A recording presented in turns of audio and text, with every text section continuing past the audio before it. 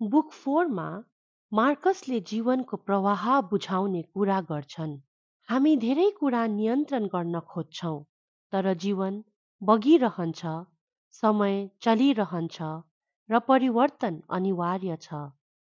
यस अध्यायले भन्छ, जसरी पानी बग्छ त्यस्तै जीवन चल्छ, त्यसलाई रोक्ने होइन, बुझेर बग्न सिक्ने हो। लेसन 1, जे हुन्छ त्यसलाई स्वीकार गरेर प्रतिक्रिया देऊ। मार्कस भन्छन्, घटना त आफ्नो बाटोमा हुन्छन्, हाम्रो काम भनेको उनीहरूलाई अर्थ दिनु हो। जीवनमा जे भयो त्यो कसरी लाग्यो भन्दा तिमीले त्यसलाई कसरी बुझ्यौ त्यो महत्त्वपूर्ण हो। लेसन 2, काम नै जीवनको अर्थ हो। मार्कस भन्छन्, जुन काम तिमीले ठिक छ भनेर बुझेको छौ त्यही काम गर।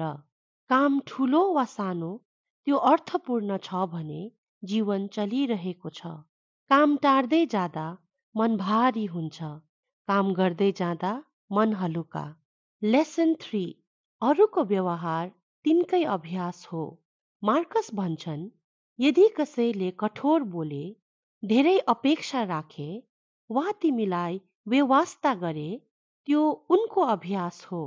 त्यसको अर्थ तिमी त्यस्तै बन्नुपर्छ भन्ने होइन। हामीले अरूबाट होइन, आफ्नै बाटोबाट बाँच्नुपर्छ।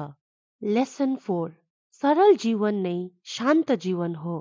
मार्कस भन्छन्, हामी धेरै कुरा चाहन्छौँ, तर धेरै चाहनाले मन थाकिन्छ।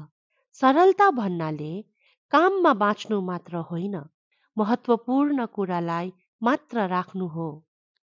लेसन 5, मृत्युको याद जीवनलाई गहिरो बनाउँछ। मार्कस भन्छन्, मृत्युलाई डर मान्न होइन, स्मरण गर्न, किनकि मृत्युलाई सम्झँदा आजको क्षण अझै मूल्यवान हुन्छ। जीवन सधैँ रहँदैन, तर यस क्षणमा हामी जिउँदैछौँ। बुक 4 मा मार्कसले भन्छन्, जीवनलाई रोक्न होइन, जीवनसँगै बग्न सिक। बाहिर बदलिन सक्छ, तर भित्रको शान्ति तिमीले बनाउने कुरा हो। छोटो कथा, ठुलो सिकाइ। यो थियो आजको कथाको क्याप्स्युल। धन्यवाद।